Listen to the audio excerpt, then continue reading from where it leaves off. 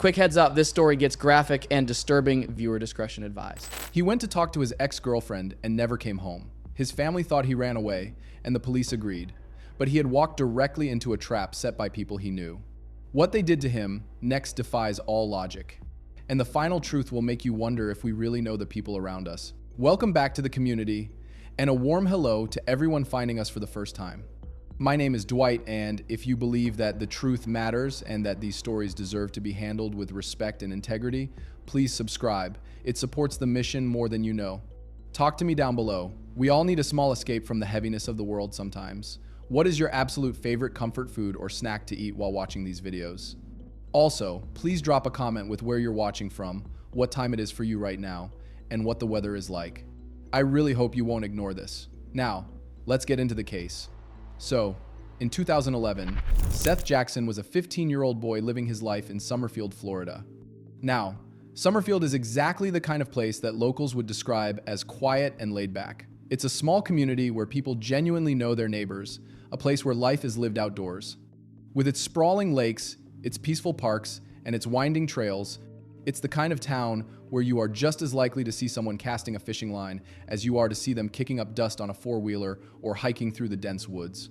And Seth fit right into this environment perfectly. He absolutely loved being outside. It didn't matter if it was skateboarding, riding BMX bikes, or fishing, he embraced it all. Growing up, Seth was consistently described as being a very upbeat and spunky kid.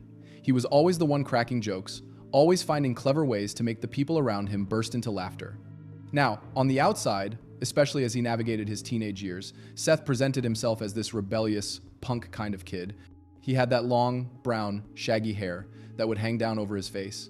He favored big, baggy t-shirts and snapback hats. Honestly, his style was very much a product of the early 2000s. Think of those affliction-type clothes, if you know what I mean. And if you know, you know. But underneath that cool, almost tough guy persona, there was just this really sweet kid. The pictures he took, throwing up hand signs, or the selfies with a mean-looking face designed to look cool and intimidating, they were all pretty much just a ruse. On the inside, he cared deeply about the people in his life. He was the kind of person who was ride or die for the people he loved. And that loyalty became incredibly clear when he got into his first serious relationship.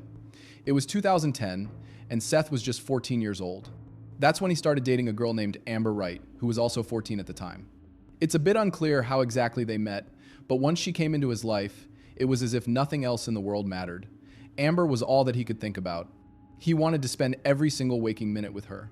And like so many high school relationships, things between them started very fast and became a whirlwind of incredibly intense emotions. In the beginning, Seth's mom, Sonia Jackson, was very happy for him. She saw that he had a girlfriend, and just mentioning Amber's name would bring this huge, undeniable smile to his face. So even though they were young, and let's be honest, a relationship at that age was probably not destined to last forever, Seth was happy. His mom, Sonia, described it as typical puppy love at first. They were just happy, completely enamored with each other, over the moon. But things changed, and they changed very quickly. What had started as something sweet and innocent turned almost toxic, seemingly overnight. Every little disagreement would spiral into these massive, dramatic fights. And those fights didn't just stay between Seth and Amber. They started pulling other people into their orbit, into their drama. Before long, the entire saga was playing out in front of everyone. It was all over social media, saying the absolute worst things imaginable about each other. To the people who saw it from the outside, it always seemed like they were just done with each other for good. It felt like this would be the final time they broke up, that they would stay broken up, that they wouldn't get back together. But then, almost without fail, the very next day, they would be right back together, posting about how sorry they were and how much they loved each other. It was just this vicious, exhausting cycle that would continue over and over again. So, as you can probably imagine, over time, Seth's family came to not really like Amber, and I'm sure the feelings in her family were mutual. They clearly were just not a healthy pairing for one another. And like I said, that was in 2010 when they first met. I saw some sources that said their relationship lasted a little over a year. Then I saw others that said it was only a little over 3 months. But either way, in March of 2011, it finally ended for good, and Seth was absolutely crushed. Now, you have to keep in mind, he was only 15, barely even a high schooler at this point. He still had plenty of life ahead of him and so many more people that he would eventually meet. But none of that mattered to him in that moment. He felt like his entire world was crumbling and that his life was effectively over. Which, if you've ever been in love in high school, you know exactly how that feels, right? And to pour salt directly into the wound, it really hadn't been an easy breakup. The reason it ended was because Amber had cheated on him. Amber was also only 15 at the time, but now she had gotten herself a new 18-year-old boyfriend, an older guy, a more mature guy, more, well, everything. And his name was Michael Bargo. But instead of just moving on, Seth decided he was not going to accept what had happened. He wanted to convince Amber that he was the one for her, and that this Michael guy was nothing in comparison to him, or nothing in comparison to the connection they had shared. And you would think that convincing her of that wouldn't be too difficult, because Michael wasn't exactly a winner on all fronts. A lot of people felt like Amber just liked the rush of being with him because he was more of a bad boy, this older guy. And I say that because Michael had gotten into a lot of trouble during his high school years. He was constantly getting into fights, all the way to the point of being removed from public school and placed into an alternative school. Then, eventually, he was put into a juvenile detention facility. By the time he was 18 years old, he was already on probation. He was in a substance program. He was also actively attending mandatory support meetings. That's a lot for an 18-year-old kid, right? Now, after Amber and Michael got together, Amber was still responding to Seth. She wasn't just shutting him down completely. She could have blocked him, she could have even just stopped responding, but she didn't. And maybe she liked the attention of having two guys fighting over her. I don't really know. But as if things weren't already crappy enough for Seth, he also had a whole other issue that he had to worry about, one that stemmed directly from his breakup with Amber. You see, Amber had a half-brother whose name was Kyle Hopper. And Kyle and Seth had been pretty close friends. Some would even say they were best friends. But when Amber broke up with Seth, Kyle felt like he had to choose a side. And we all know there's that unsaid bro code, right? Or the girl code. You never date your friend's sibling. You never hook up with them just in case things go south. And that's exactly what happened here. So even though Kyle had always liked Seth and thought that he was a fun guy to be around, he wanted to stay loyal to his family. So he picked Amber's side. Totally understandable. Now, after they stopped being friends, they did try to stay cordial because Kyle didn't have a personal problem with Seth. I mean, the only reason he wasn't friends with him anymore was because he was trying to be loyal to his half-sister, Amber. That is, until Seth crossed a serious line with him. Because apparently, prior to their friendship ending, Kyle had made it very clear to Seth that he was crushing on one very specific girl at school. Meanwhile, Seth was still stuck on Amber, still trying to win her back. However, he was also trying to get over her. And I'm sure you've heard the not-so-great expression that to get over somebody, you have to get under somebody new. And that's exactly what Seth was doing. And the person that he was seeing just so happened to be the girl that Kyle was crushing on. To make matters even worse, Kyle didn't just hear about the two of them getting together like it was some rumor that he could just brush off. He apparently saw them together with his own eyes. Kyle was going over to this girl's house, and when he got there, he saw her and Seth together through the bedroom window. So that incident was the final nail in the coffin for Kyle. There was definitely no making up after that. So now, here, Seth was going through a lot. He was healing from a breakup. He was dealing with the loss of a friend, which arguably was kind of his own fault. He could have probably connected with a million other people. And he was also kind of caught up in this nasty love triangle with Amber and her new boyfriend, Michael, and also kind of with Kyle and his crush. It was like double triangles, right? But as messy as things felt in that moment, he had no idea just how much darker it was all about to get. Now, between Seth and Michael, there was obviously a certain level of jealousy, anger, and even resentment. Seth didn't like Michael because he was with Amber, and he got in the way of them getting back together. Meanwhile, Michael didn't like Seth because he was Amber's ex. But it wasn't just that. Amber talked a lot about what Seth was like during their relationship too. I mean, we know that Amber and Seth and their relationship was very toxic, that's for sure. The Facebook fights, the constant breaking up, the getting back together, all of that. But Amber also made a very serious claim. She alleged that during their relationship, Seth had crossed a serious boundary with her. Now, it's hard to say what was or wasn't true in this. There was no proof that Seth ever did this. And that's something that we may never fully know in this case. And whether Michael was the best guy or not, in this moment, he believed his new girlfriend. So it also makes sense why he disliked Seth so much, because these allegations just added a whole other, much darker layer to things. And it led to a lot of fights and arguments between Michael and Seth. But these arguments weren't just happening on social media or over text messages. They were happening in person. And they were also quickly becoming a very common thing. On one occasion, both Seth and Michael showed up at Amber's house, and they got into it, arguing face to face, shouting threats back and forth. We don't know exactly what sparked it or how it unfolded, but what we do know is that it got loud, and it got ugly. Then, just a week or two later, things escalated again, this time at Seth's house. It's not clear how Michael ended up there, but this confrontation was even more intense than the first. The two of them were yelling, they were insulting each other. Eventually, Seth's mom, Sonia, had to step in and break it up, kind of getting in between the two of them. But then, as Michael was leaving, he didn't go quietly. He kind of turned back around, and he threw one last threat out at Seth. He said something that was a clear reference to a fatal outcome, with Seth's name on it. Meanwhile, Sonia, his mom, was still standing right there. She heard every single word. Nobody really thought something would actually happen to Seth. They thought it was just a threat. He was a tough guy, he was acting tough. And most people figured it was just teenage drama that would eventually blow over. I mean, sure, Michael had literally made a threat about a fatal outcome. But did anybody really take it that seriously? It seemed more like tough talk than a real threat.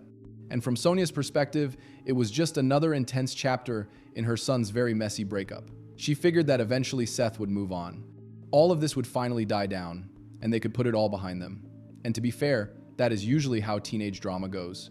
It burns hot, it fades out fast, and then it's over. But this time, it didn't fade. Instead, it took a tragic turn. April 18th, 2011 was a day that Seth's family and friends will never, ever forget.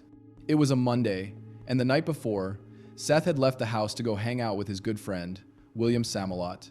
It was nothing weird, nothing out of the ordinary, just going and hanging out. But when he didn't come home later that night, his family started to worry. Remember, Seth was only 15 years old, so even though his parents trusted him and he had never had any sort of behavioral issues before, he still had a list of rules that he needed to follow. He probably even had a curfew, right?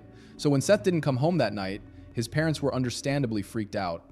So that Monday, Sonia decided she needed to take action and go to the police department. She needed to figure out what was going on with her son's disappearance. And here's the thing, unlike a lot of cases that we cover, Seth's family reported him missing right away. Not because they feared something terrible had happened, but because they thought that he had run away. Now, usually it's the other way around. Most of the time, parents have to beg and plead for the officers to take their missing kid's case seriously. But not Seth's family. And that doesn't mean that Sonia wasn't worried. She was. But she also felt confident that Seth wasn't in any real danger. He was just overwhelmed by everything. So she told the police the last time that she had heard from him, which was the night before, and she had heard from him via text message. Then suddenly, he just stopped responding, which was not like him at all. Now, what was even weirder was the fact that he never came home that night, or even the next morning. That's what prompted her to call the police. The thing was, he wasn't just over at a friend's house doing whatever 15-year-old boys do to have fun. Because Sonia told the officers that Seth's last text to her was about him going over to Amber's house so that he could have some kind of conversation with her. Maybe for closure, maybe to spark things up again. She wasn't sure, but that was the last message indicating where he was going. So then when he stopped responding to all of the messages and didn't come back, Sonia figured maybe something had gone wrong. Maybe he tried to get back together with Amber and she shut him down, telling him, it's over for good. And maybe that set him off emotionally or threw him off so much that he would run away. So police started looking into his disappearance, getting background information, piecing together what was going on in his life, just really trying to get a clear picture of what was happening. Because whenever a teen runs away, it rarely is random. There's usually something that they're trying to escape. There's usually a catalyst of some sort. And in Seth's case, it looked like a perfect storm. The breakup with Amber, the falling out with his best friend Kyle, the constant tension with Michael. And then you add on top of that, whatever had been said during that final conversation with Amber that night, it all made sense. He was stressed out. He was a kid who just wanted to get away from it all for a little bit.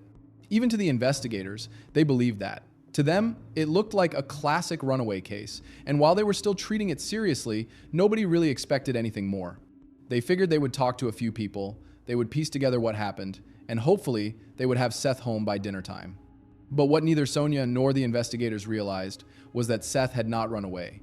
He had instead walked directly into a trap. They began looking for where Seth could possibly be hiding, seeing if he had told any of his friends that he was skipping town or if he was going over to another friend's house, that kind of thing. Usually runaways, especially people that age, don't get too far. They don't have money, They don't have connections. It's incredibly difficult. So Monday night came around, and the investigators hadn't found out much information that was very helpful. They were trying to find people that might have seen Seth the night before or knew where he could be, but they didn't have any solid leads or answers. On top of that, Seth still hadn't come home, which for a runaway, that wasn't necessarily super out of the ordinary. But also, like I said, runaways do usually give up pretty fast, especially young runaways. Nobody would have been surprised if Seth had just walked through his parents' door that night with a big, "I'm sorry," giving them a huge hug, "Sorry I made you worry," but he didn't. That's not what happened. Then, on Tuesday morning, there was a huge break in Seth's case, and it wasn't what anybody was expecting. The break came from a single phone call that was made to investigators.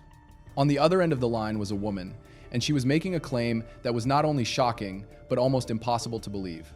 The woman calling in was Tracy Wright, and her two children were none other than Amber and Kyle. Remember, Kyle was Amber's half-brother. They shared the same mom. Now, law enforcement had already spoken to Tracy the day before when Seth was reported missing. They had ended up at her house when they were looking for Amber and Kyle to ask them a few questions. Nothing too big. So her calling in, that wasn't necessarily strange, but it was what she said that shocked them the most. Because she claimed that Kyle had come to her and that he confessed that he and his friends had done something terrible to 15-year-old Seth Jackson that ended his life. Now, right away, I have to give credit where credit is due. Because some parents in these situations have been known to help cover things up for their kids and not turn them in. Meanwhile, here was Tracy, calling in and saying exactly what Kyle had told her. So really, it is just common courtesy and human decency. But still, I'm very thankful that she didn't immediately go into, how can I cover this up kind of mode. So right away, the investigators were shocked by what she was saying. Like I said, they were giving Seth's case attention, but they definitely didn't think that they were dealing with a possible case where someone had lost their life. So when they got this tip, they rushed over to Tracy's house, and that's where they learned the entire story of what had happened. And they also ended up making multiple arrests. Kyle and Amber were two of those arrests, and also arrested were two of their friends. A girl named Charlie, who was just 18 years old, and a 20-year-old named Justin Soto. Now, you're probably wondering who those people are and how they're all connected. But as we get into what investigators uncovered, it will all start to make sense. So here's how Tracy ended up with this critical and literally life-changing information. The night before, only a few hours after Seth was reported missing, both Amber and Kyle had come home very emotional and just very distraught. They were crying, which Tracy really didn't think much of at first. She knew that the investigators were treating Seth's case as a runaway. And yeah, that can be shocking, especially when you're young and you haven't experienced anything like somebody you know going missing. So she thought that that was what explained these emotions. To Tracy, it's not like Amber and Kyle were acting suspicious, but more so that they were shaken up by the disappearance. Then there was the added layer of the investigators wanting to talk with them. Tracy figured that maybe Amber thought that she would be in trouble for the way that things had gone down in their relationship. So maybe that's why she was crying and paranoid and freaked out. She didn't really put much weight into it. So that night, Amber, Kyle, and Charlie all spent the night at Tracy's house. But then the following morning, Tracy could tell that something was off again. She didn't immediately jump to any conclusions, but the vibe was definitely weird. Then, not too long after everyone had woken up, Kyle just came to her, basically sobbing, telling her he had to tell her everything. He had to tell her the truth of what happened. And that's when he explained that Seth was very much gone, and that he had witnessed the entire thing. For weeks leading up to Seth's disappearance, we know that he was pretty much fighting with everyone. I mean, Kyle, Amber, Michael, you name it. We also know that both Michael and Kyle were really getting fed up with Seth. Michael because of the Amber situation, and Kyle because Seth had gotten involved with the girl he liked. And Michael had already threatened Seth when he made that comment about a fatal outcome. And Kyle had also made threats about Seth, though not to his face. But after he saw Seth with his crush, he ended up texting Michael, saying some very angry things about what he wanted to do to Seth. Now, of course, maybe at the time, he hadn't really meant it. Maybe he was just blowing off steam. He was just angry. But eventually, it was like the only option to this whole friend group was that somehow they needed to get rid of Seth. So then Michael began concocting a plan to actually make that happen. It seemed like Michael really was the ringleader. He was the one to convince everybody that the best option would be to ensure Seth could no longer be a problem. And he was also the one to come up with the game plan of how they were going to do it. And that's not to diminish anybody else's involvement, because as you'll see in here, nobody tried to stop him. So first, Michael decided that the easiest and best way to handle Seth would be to use an item he had recently acquired. He had come into ownership of a .222 caliber item, and the best part about this for his plan was that he had gotten it as a payment for doing some sort of odd job for somebody else. So the item wasn't registered in his name or anything like that. It was arguably untraceable. Now, why he was getting paid in this way instead of cash, who the heck knows? But you know what they say, birds of a feather flock together. So maybe this was just a normal thing for two shady people to do. We know that he had surrounded himself at some point with very shady characters. So everybody in the friend group knew that the trickiest part about all of this was going to be getting Seth to a place that was secluded enough and wouldn't draw any attention. They had to make sure that he was also alone when he came. Because usually when the boys would get together to fight, Seth would bring a friend or vice versa. So they wanted him to show up alone, in a secluded space where nobody would expect anything to happen. The group quickly decided that Amber would be the one to lure Seth in, to trick him into meeting her somewhere. And conveniently for them, almost everyone was staying at Charlie's house. Michael, Kyle, Justin, they had all moved in. Amber was still technically living with her mom, Tracy, but she spent most of her time at Charlie's house too, with all of them. So the location would have to be at Charlie's, and it was a standalone house that was a bit more secluded too. So it's not like any neighbors would be able to see or hear what was happening. The whole scene just seemed perfect for their plan. But the plan didn't stop there, because for a 5-person plot to run smoothly, everyone needed a role. A job. That way, they'd all be equally responsible and equally motivated to keep their secret buried. So it was decided that Amber would wait outside and lure Seth to the house. And that she would do this by offering him something that he couldn't resist. A chance of getting back together. Then, once Seth was walking up the road to Charlie's house, Amber would text Michael and Kyle to let them know to get in position. You know, that it was go time. Amber would ask Seth to come inside so that they could talk. And then inside would be Michael and Kyle, ready to confront him, making sure that he was on the ground and couldn't easily run outside of the house or get away. Then Justin's role was going to be to use an object to make sure Seth couldn't fight back. Then, once Seth was down and couldn't fight back, everybody else would move out of the way. Michael would come in, and he would use the item he had to end the situation. Now, as for Charlie, I guess that her role in all of this was just letting them use her house as the scene for this terrible act. I don't know, but like I said, everybody had a part, a plan. But according to what Kyle later told his mom, Tracy, and eventually what he told the investigators, that plan unraveled almost immediately. From the very beginning, Seth seemed to have a gut feeling that something wasn't right here. Amber had texted him that night, according to the plan. And here's how those messages, going from 8:12 in the evening to 9:08 in the evening, played out. And I'm going to use AI to read these messages because I really want you to hear the girl and the guy, exchange of the conversation, rather than me just telling you. Amber, Seth. Amber, Seth. So take a listen. So you and Charlie come back to the house. We were sitting on the couch. Where was Seth?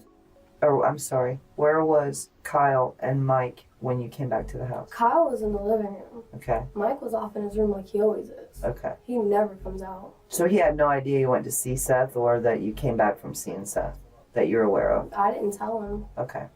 And Kyle's in the living room. What's Kyle doing? Kyle just sits there and watches TV like he always is. Okay, so he's just watching TV in the living room. Mike's in the bedroom.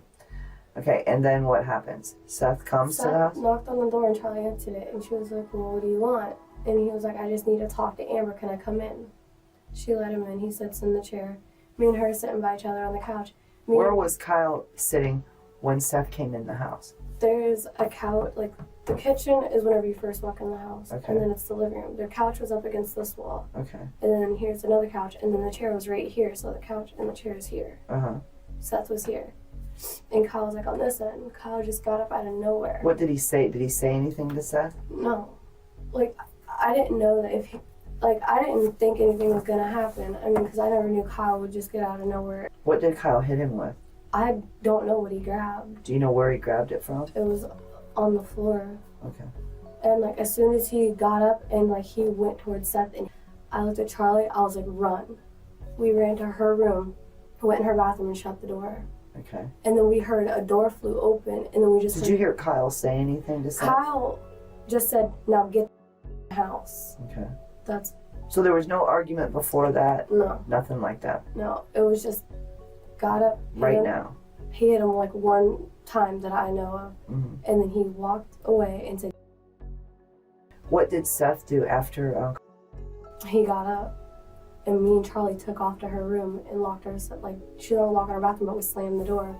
What, did you just stand up from the chair? Did you stand up and walk out the door? Or? He just jumped up, Okay. and by then me and Charlie took off to her room. We shut the bathroom door, and we heard another door just fly open, and we just heard gunshot after gunshot after gunshot. And after maybe like 5 or 6 times of hearing it, it got quiet. And then you hear Kyle go, "What did you just do?" And then Michael went in the room and was like, "If you say one word of what I did, I will." Went into what room with you and Charlie? He just walks in the room and was like, "If you say anything or even come out of this room, there's just going to be 2 extra bodies to get rid of." So me and Charlie were pretty much stuck in her room the whole time. Okay. Did you hear Michael say anything to Seth?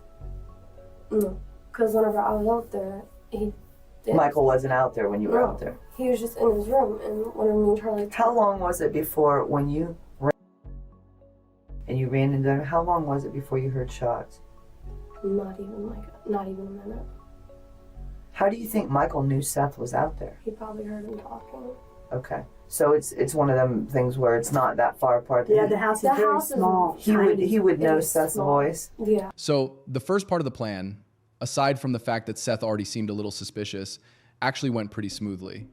But after that, everything descended into chaos. I am consciously not going to go into the details of what took place inside and outside of that house. The official reports are available in public records if you want to research further, but what is described in them is something that simply does not fit in your head. What I can say is that Seth realized he had walked into a trap. A terrible confrontation occurred, and the situation spiraled completely out of control. Seth tried to get away, but he was unable to. They left Michael and Seth in the bathroom alone, all while they went into the kitchen and into the living room and started cleaning up, getting rid of any evidence of the struggle. They just listened in on what was going on. Eventually, during this, they heard more loud noises. That was followed by then Michael yelling and swearing. And even after Seth had passed, and with cases like this, where more than one person is involved, my biggest question is always, did it not scare you to see what that other person was capable of?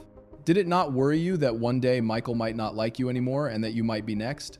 But apparently, nobody had that thought entering their mind. But as if the act itself wasn't enough, and terrifying enough, the lengths that they all went to cover up what happened was insane. So insane that I genuinely wonder if they could have gotten away with it had Kyle not freaked out and told his mom. Because dealing with the aftermath was not a simple task. There would be multiple steps involving everyone. Everyone had to pitch in on this. The actions taken after what happened were just as disturbing. Again, I have to be very careful with my words here. They went to extreme lengths to conceal what they had done. So the next morning, the same morning that Seth's mom reported him missing, the group now had to get together to deal with what was left. Now, apparently, this quarry was a heavily wooded area, and it wasn't easily accessible by car. You had to park, a good bit away, then walk the rest of the way in. So I guess it seemed like the perfect place to hide evidence. And all of it happened so quickly. It seemed like everything had gone according to plan. But then Amber and Kyle were crying to their mom, clearly feeling some type of guilt. The fact that Kyle ended up being the reason they all got caught, too. It kind of just goes to show how quickly that guilt started eating them alive. He spilled almost immediately. And again, had he not, would they have gotten away with this? So, like I said earlier, almost everyone was immediately arrested. Everyone aside from Michael. As everybody else was being hauled off to the police station and being arrested, Michael was missing in action. And the really interesting thing about this case is that pretty much all of the interrogation footage is out there and available, which that's something you don't see super often. Altogether, it's hours and hours and hours long, which I can't go over every little thing that every person said. Otherwise, we would be here until next year. But there are some highlights. I do want to take the time to go over some of these interviews, starting with Amber, because she may not have been the ringleader or the one to come up with this perfect plot. But she was the common denominator between everybody involved. She was the reason Michael even knew who Seth was in the first place. And what's crazy to me is that even after Kyle confessed to everything, Amber tried to play dumb. She tried to play the victim. She described her texting Seth as being a natural thing, not something that was part of the plan. She said she just really wanted to talk to him. She really wanted to work things out. Just maybe thinking if I say it enough, they'll believe me. So then Amber starts saying this next part. And just as a side note, in all of these interviews, they will sometimes refer to Justin by his nickname, Roach. Just letting you know ahead of time. So take a listen. Know what had happened? No, I didn't want to think about it. I didn't know if he got him or anything. I was just sitting there and I didn't want to go out there and check. Okay. And just Mike came in the room and told us not to come out. And then I guess like after Mike did whatever, Kyle came in the room and he was like, everything's fine, Amber. He was like, you're not going to see anything, I promise. Okay, so Kyle told you to stay in the room too? Kyle didn't want me to go out there to see anything. How long was it after you heard the gunshots until, I know Mike comes in pretty much right away? Right after. Okay, and then how long was it before Kyle comes in and says? Maybe like 10, 20 minutes. 10, 20 minutes later he comes in? Mm-hmm. Okay. So did you guys stay in there all night? Yeah, we didn't come out of the room. The Okay. most we did was out. What did you hear while you were in there? I mean, seeing We just things heard a one whole thing, but bunch of stomping and like just something dropping and that stuff and just like yelling because Mike was yelling about something. What was Mike yelling about? Mike was like, that's what you effing get. You deserve everything you get, and just going on about it. Do you think he was talking to Seth in hindsight now, or was he talking to Kyle? I think he was talking to Seth because Kyle wasn't saying anything. Okay. Then what happens? I mean, do you guys go to sleep? Me and Charlie stayed in her room Okay. and we just laid there and we were just talking about how scared we were. She was like, should I go out there? And I was like, don't, because what if Mike does actually do something to you? Okay. So when did you guys finally come out of the room? The next morning, Okay, about what time?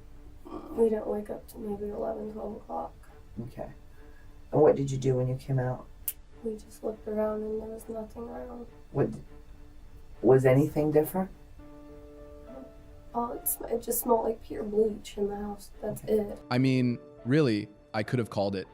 Sure, Kyle had a bit of, side beef with Seth, but really, the main reason anyone had a problem with him was because of Amber.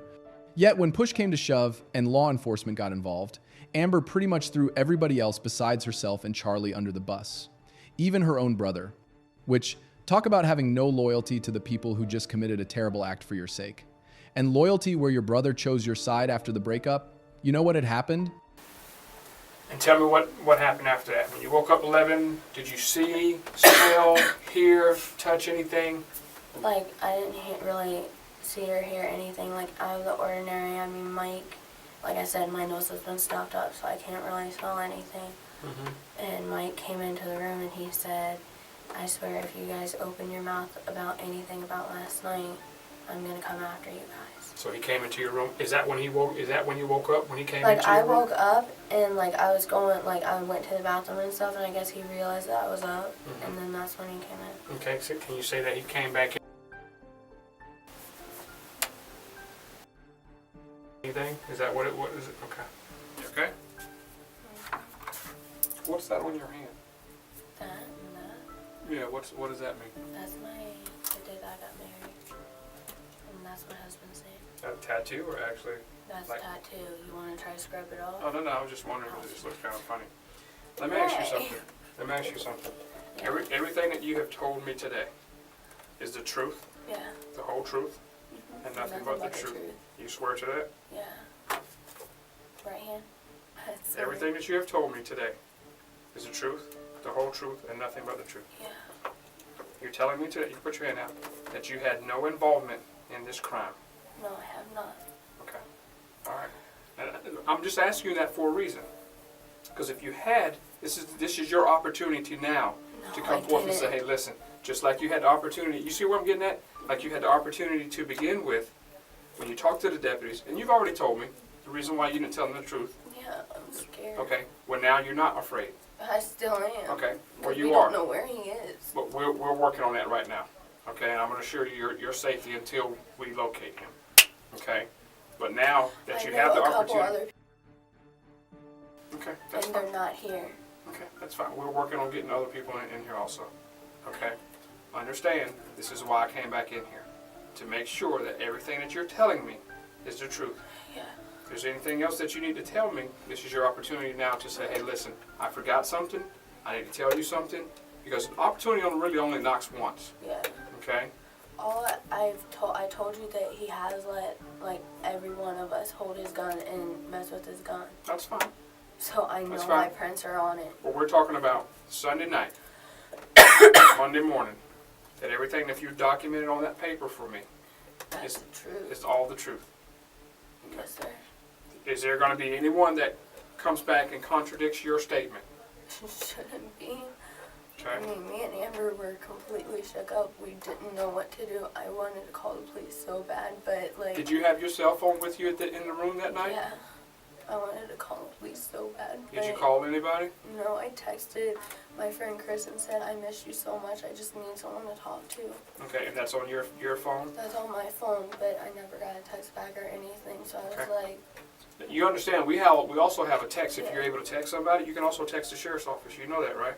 It's called 911 text. I forgot about that. Every time I call the jail, I forgot about that. It's like 352-351 and then 9111, right? Something like that. I don't know exactly, but you can text if you're afraid. I'm just wondering if, I wish I would have because me and her sat in that room so scared that he was just going to turn around and get us.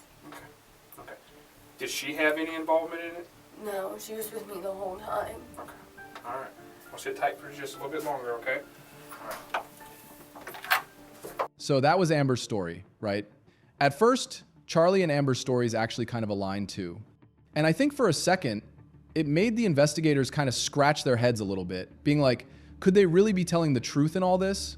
Were they actually sort of victims? I'm talking about it. I told him I didn't want to do it or whatever. And he was like, come on. Was he talking about killing people? Was he talking about killing Seth? Pretty much, because he was like, man, because he's like, all you gotta do is find him and get him on the way down here and everything like that. And he didn't want Amber to call him off the phone or text him. He didn't want nothing to have her or Charlie to have nothing to do with it. Well, Amber decided and she agreed to it. And I don't know. I went along with it, whatever. But I didn't think he was gonna do it. So what did Mike tell Amber to do? I'll be honest with you, I don't know. I was on the side of the house, but I come back and she's talking about meeting him up over at Beverly Hills Estates, whatever, and I'm walking him back down to the house. Oh my God, man. Take a deep breath. You're doing really well. It's about time. Sorry, man. It's okay. And then Mike was all hyped up and everything, man. He was like, listen, I want to do this. I want to do what? He's like, I want to go on a killing spree tonight, man. And I was like, yeah, I really don't want nothing to do with it. And he turned to everybody. He was like, man, I want to.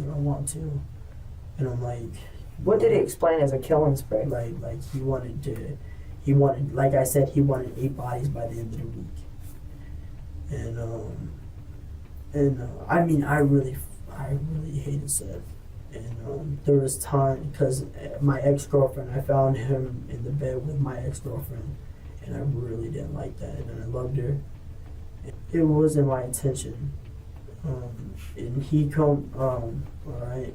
Mm-hmm. Well, Mike was talking about it. He's like, listen, he's like, I'll do it. And believe it or not, Amber wanted it done. Amber don't want nothing to do with him. Amber wanted him dead and gone. He deserved it. He really did. So there was the talk about you wanted him dead and Mike agreed to do it for you? This was a while back, but this was in the same day, and I wanted him dead, but I didn't want to do it, and I didn't want nothing to happen over at Charlie's house. I said, you can do it on your own, basically. How long ago did that conversation take place, before Sunday? Probably about after that fight over in my front yard, in the front of my yard, a couple of days after that. So you're talking about Friday? No, this was like like a month or so before this. So a month or so before this, you and Amber and Mike are talking about killing Seth? No. No. I wanted him dead, but I didn't want to do it, and I didn't want nothing to be a part of it. I didn't want nothing. And Mike said he would do it. But Mike said he would do it. So you talked to Mike he kept about on it. saying, man, I'll take the blame for it. I'll take the blame for everything. I'll do it. I'll do everything. I'll take the blame if the cops ask you, if anything, I'll take the blame. I have nothing to lose. And I was like, I still don't want nothing a part of it. And now we're going back on the day that I got off work. Back on Sunday. You know, we're going back on that day now. Okay. And he's like, all right. I told him, all right, it's whatever, man. I So he can't- says, I feel like. it's whatever. And Amber agreed to it. Everybody was agreeing to it. So did Soto agree? Huh? Soto? Roach? Everybody agreed. He Like I agreed? said, everybody agreed. Amber agreed. Mm-hmm. And Jay, Charlie agreed. Mm-hmm. Mike said he would do it, and you agreed. So there's 5 people. So what did you guys agree to do? What was the Okay, plan? well, I walked onto the side of the house. Amber wanted to talk to, Mike wanted to talk to Amber or whatever. And Mike, and then all of a sudden, Amber got on the phone with Seth. He's like, it's better to call than text because they can trace back text. And I was like, and I guess Amber agreed to it or whatever. Whose phone did Amber use to call? I think she used her phone. Okay. So she called Seth. Yes, ma'am. Uh-huh. And we walk up there to Bowie Hills Estate. Well, this was later on, like a few hours later. Everything was agreed, everything. So wait a second now. Hold on, because you gotta take me through it slow, because I have to be able to explain it too. So you guys are all there at the house. You decide that tonight's the night Seth dies. Basically. Basically? Okay. And the deal was that Mike would be the one that kills him? Or were you supposed to kill him and Mike was going to take the blame? Mike was supposed to do everything. Mike's supposed to do everything. And Amber's just supposed to lure him to the house? Basically. Okay. What you say basically, what was Amber's role? What was she supposed just to do? to get him to the house. That was it. Just to get him to the house. So Amber calls him. And yeah, okay, Amber calls. Okay. And then... Then what happens? All of a sudden, Seth goes, okay, I'm gonna leave Brittany. I don't even know who Brittany is, but he's like, I'm gonna leave Brittany and I'm walking by myself. I'm almost halfway from Bowie Hills Estates. Well, Charlie and Amber, they walk up there to go meet him. Okay. And Mike's sitting here talking to me about it. He's like, what's wrong, man? I was like, man, I don't want to do this. I'm nervous, man. I don't want nothing to do with this. And he's like, you don't deserve to be here. And it just kind of kept on getting to me. And I kept on thinking about everything. I kept on getting angry. And then it was supposed to be planned that when he come in the house, Roach was supposed to be sitting on the couch. He was supposed to sit next to him. And Roach had a stick. I had a stick. And Mike was supposed to shoot him. Well, when Seth sat down, Mike was, the key word or whatever was supposed to be hit him with the stick. And we were supposed to come out the room. And in the room, you and Mike were in Mike's room? Yeah, we were in his room. Okay. And supposedly Amber and Charlie told Seth that nobody was at the house. And when they found Roach in the living room on the couch, he kind of, I guess they told me Seth kind of backed up and was like, whoa, whoa, whoa. And then I guess they were Charlie was making some lie. And I thought you were supposed to text before you come here or something like that. And I guess Amber and Roach was messing around with ice cubes or something like that in the kitchen. And Mike's like, man, I can't do this. It's got to be done now. He's like, wait, he's sitting in the love seat. He's like, it's got to be done now. What love seat? It's not like a love seat. It's like a chair and a half. The chair like that was in the other room. Okay. So Seth's sitting in that chair. Who's in the living room when he's sitting there? Nobody was in the living room. Where was Roach? Roach, Amber, and Charlie. They were in the kitchen. Okay. And then my. Because this house ain't like the East Wing and West Wing. No, you can pretty much see it. Yeah, it's just a double wide trailer. Room. It's just a double wide trailer. Okay. And Mike's like, man, you know what? It's not going. It's got to be done. Are you ready? I said, man, I don't know. Give me a second to think about this. He said, dude, think about it, man. He puts his hand on my shoulder. He's like, think about it. Do it. Look at everything he's done to you. And it just kept on getting to me. And I was like, whatever. And Mike opened the door. So the detectives gave Charlie every opportunity to come clean. And to me, maybe I'm biased, I don't know. It's always so obvious when detectives ask people these things during an interrogation. They obviously already know the real answer. They're just waiting to see if the person will be truthful or if they're going to just continue lying through their teeth. So everyone was being interviewed that day, except for Michael, because remember, he still hadn't been found.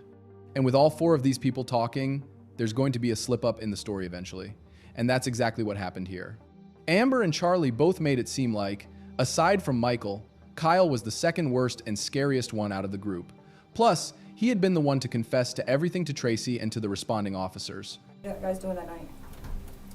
I sit there and we watch TV, talk. I don't really do anything. I mean, I just hang out. I play basketball sometimes. Do you know why you're here? You don't know? I really Did don't. anybody explain? Tell me how you ended up here. I woke up this morning to Charlie waking me up, and there was an officer right there, and I'm here now. Okay, so you just got in a car and you didn't ask any questions like, what do you want? Why am I here? Nothing? You didn't ask anything? Oh, come on. You're too smart for that. I'm not worried about it. I didn't do nothing wrong. Because I woke Yeah, up. but you even said it yourself, okay? You're nervous about places like this, okay? So there's no way you're going to sit there and tell me that you got into a police car, okay, and ask no questions as to why you're getting into a police car after being woken up, okay? So let's. They said an incident happened. Okay. With who? I guess his name's Seth or something like that, and supposedly, I guess he got shot or whatever. Okay. That's all I know. Like the girls, I guess they went to go meet up with him or something, and What girls? Charlie and the other one. So Charlie went in to meet up with you? They went to go meet up with him somewhere, and When?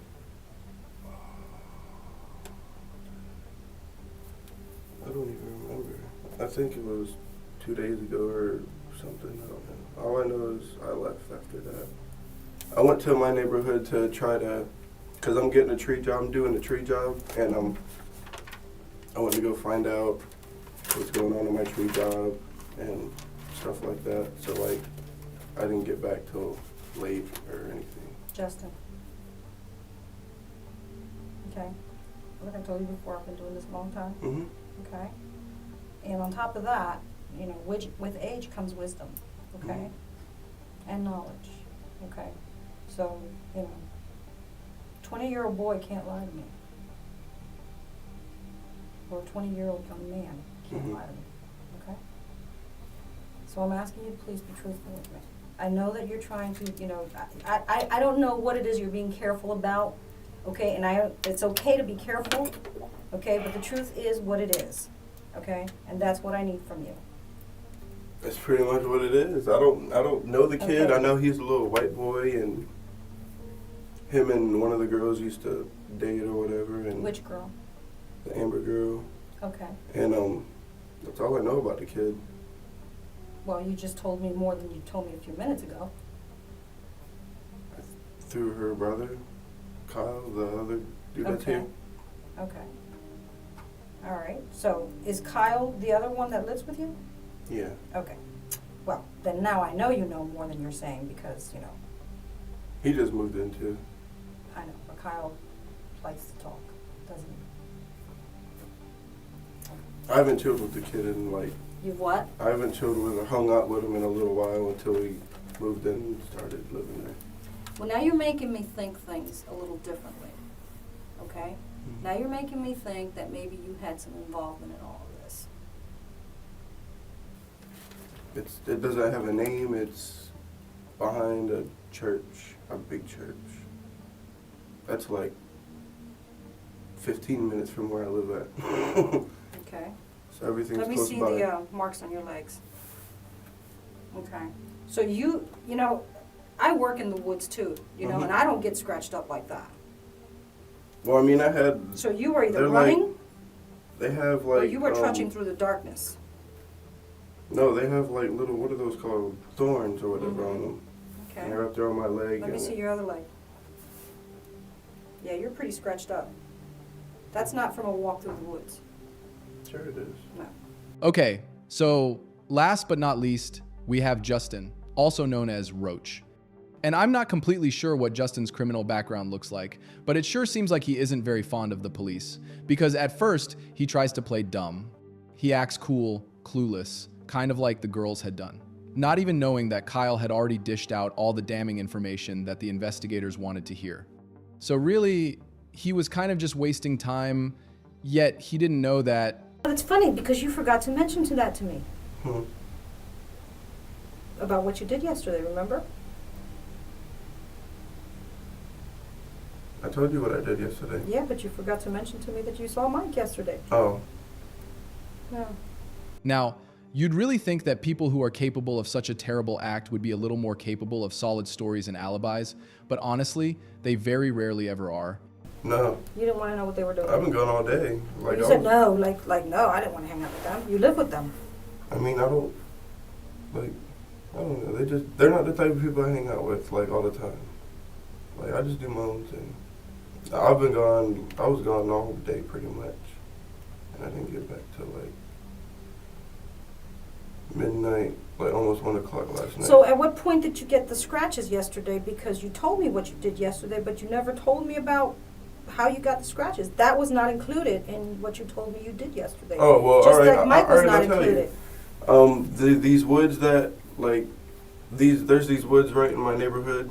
Like, I used to do retarded backyard wrestling shit and all that. And we had a mattress out there, and I walked through there to, like, see if there was anything, like, old stuff back there. Because we used to hang out in the woods and backyard wrestle, and, yeah. Did you Just wrestle by reminiscing. yourself? Yeah, I was by myself doing that. Like, I was So just you were reminiscing. tossing yourself all over the grass No. and the woods and Like, stuff? I used to do backyard wrestling in there. Uh-huh. I was just walking, like, in the woods to see, like, if everything was, like, still there, and pretty much just reminiscing Justin, about you're it. killing me. Killing me. Okay, so like I said, none of these interrogations really mattered as far as details and information goes. Kyle had already given them everything they needed. So they were all taken into custody, and they were officially charged with the most serious crimes possible. Now, while the interviews were going on, the detectives had secured warrants for multiple places, kind of like the final piece of the puzzle to bring justice to each and every one of them. And the detectives were focused on 3 main locations: Charlie's house and Michael's bedroom at his grandmother's house. Even though Michael was technically living at Charlie's, he still had a bedroom back at his grandma's house. And the investigators had been pretty spot on when they decided to search there too, because very quickly they found evidence related to the item used in the crime, or at least pieces of it. Because there was an empty box as well as an empty .22 caliber cartridge. However, no actual item. Still, though, the evidence that they found at his grandma's house proved that he was in possession of such an object. And at Charlie's house, there was even more damning evidence. In each room the detectives searched, they found more and more ammunition for a .22 caliber item. Some rooms just had the casings, but some rooms still had live rounds. During all of this, Michael was still on the run. However, he didn't run very far, or to a very smart place. And just for a little reminder, for the sake of the timelines, Seth's life was taken on Sunday. He was reported missing by his family on Monday. By Tuesday morning, 4 of the 5 people involved were arrested. And by Tuesday afternoon, Michael was found and arrested, too. And Michael wasn't found at his grandma's or his friend's house, nothing like that. He was at his ex-girlfriend, Kristen Williams' house. Now, whether or not he was just hiding out there or had actively been cheating on Amber this entire time, it's kind of open for interpretation. It wasn't something at the top of the investigators' to-do list to solve, but it didn't really look good, right?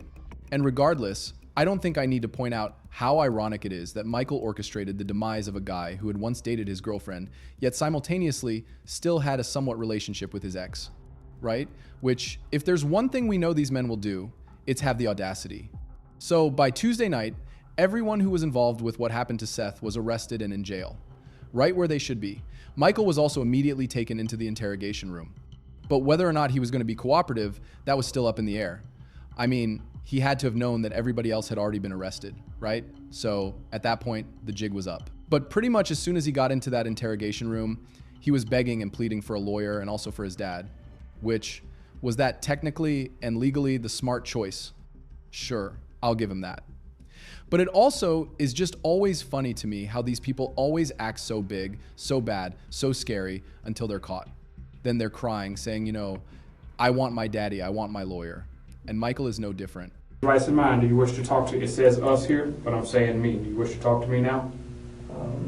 I'd like to get my one phone call because I need to get a hold of somebody. I need to call my lawyer.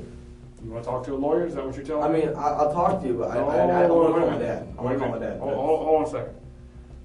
You just said that you want to talk to a lawyer. Did you want I talk to a lawyer, or do you want to talk to me? I want to clarify that first. I'm going to talk to a lawyer.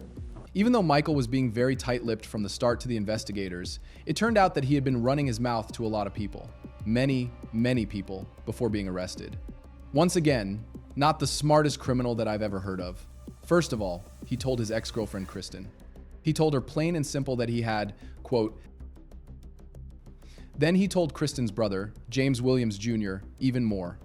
I cannot repeat the details he shared, as they are incredibly graphic and violate platform policies. But his confession included specific information about the sequence of events, the methods used, and the steps taken afterward, leaving no doubt about his direct involvement and the cruelty of the act. On the 19th, which would be the next day, Tuesday, and he ended up telling you, was he bragging about it? Yeah, a lot. And then just tonight, actually. So he was bragging and he told you that he had shot a guy 8 times. Now notice he didn't mention Amber being his girlfriend at all in all of this because he was, of course, staying with his ex-girlfriend at her house. I mean, I just can't. And basically, he was just saying way too much to these people who owed him absolutely no type of loyalty.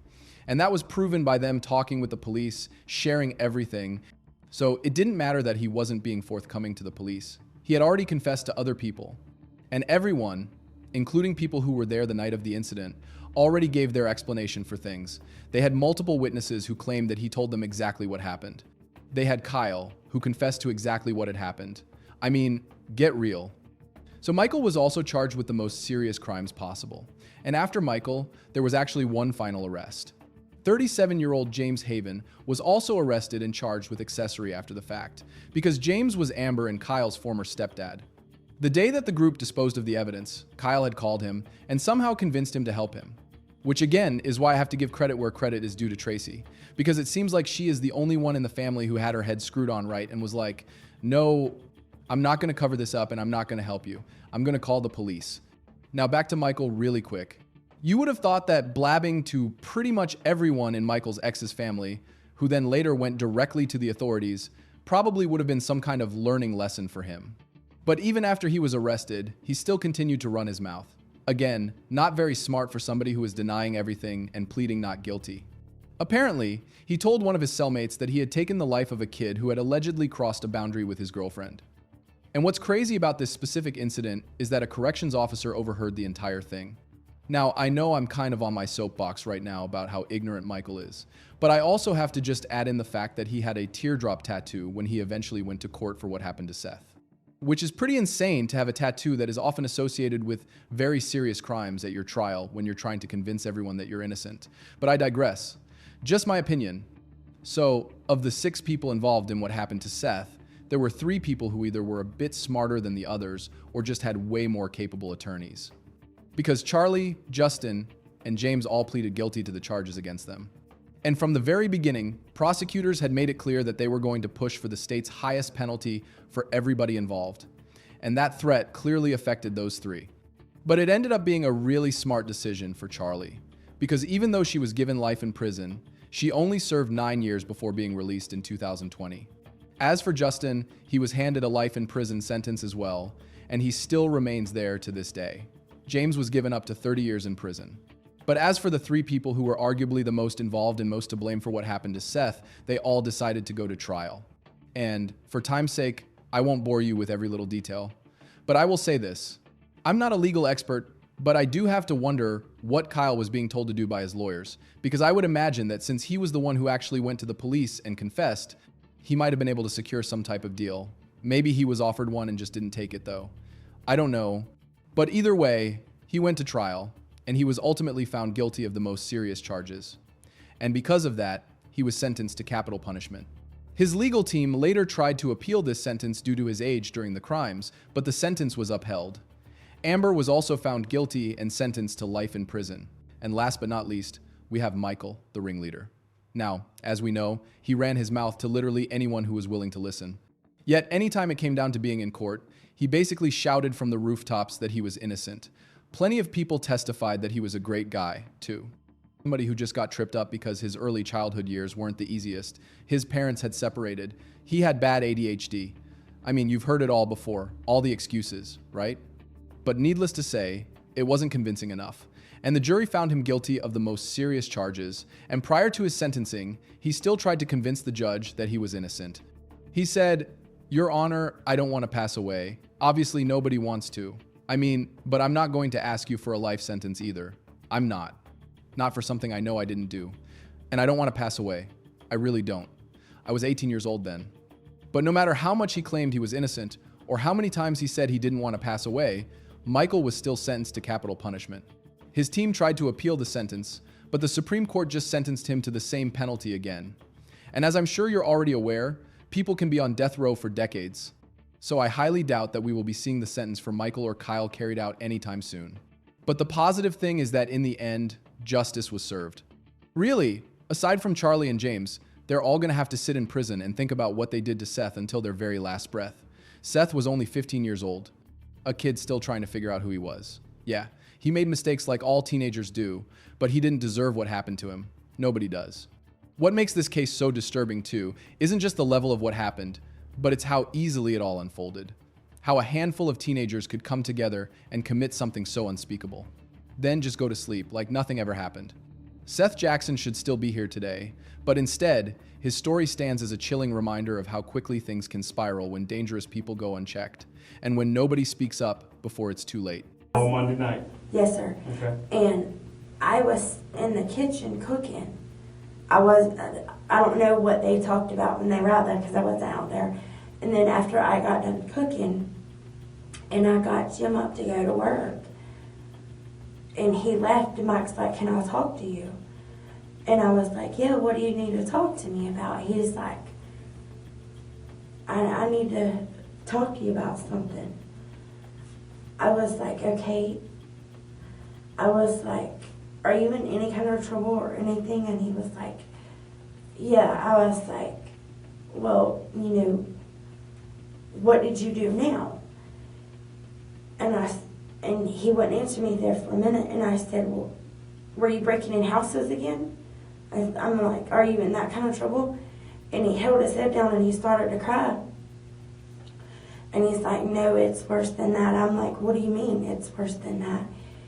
And he said that he lived with a family that was like his own family. And he said that the little girl that lives there, another guy, it's the girl's brother. This story shows that the most dangerous trap isn't always a dark alley, but the feelings we still hold for people from our past. What's truly terrifying is when trust turns into a weapon held by those we once loved. The desire to get answers cost a life. So, tell us honestly, who disgusts you more in this story? Michael, who struck the blow, or Amber, who coldly lured her ex into a deadly trap? Which is scarier for you?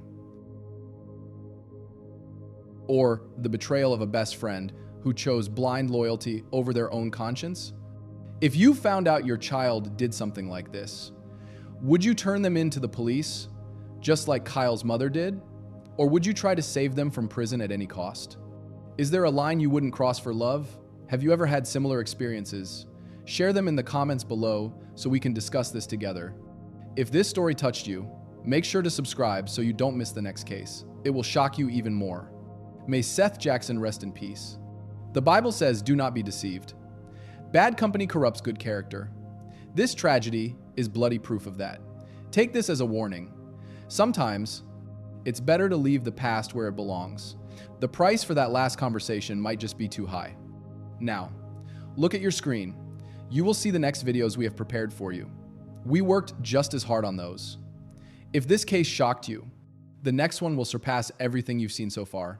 So we won't say goodbye. God bless you. See you over there.